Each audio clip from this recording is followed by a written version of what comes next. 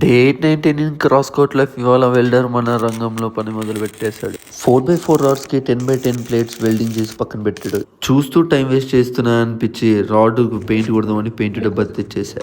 Paint నేను కల్పిస్తా, నువ్వు paint కొట్టుకొని మా బావ డబ్బా మూత తెరవబోయాడు. మన చేయి పడితే కానీ డబ్బా మూత తెరుచుకోలేదు.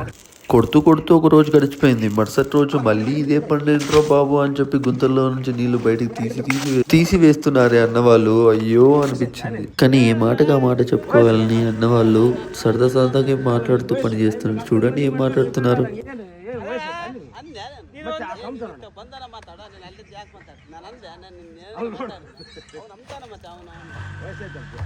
వీళ్ళు మాట్లాడికి నేనైతే నెక్స్ట్ లెవెల్ ఎంటర్టైన్ అవుతున్నా.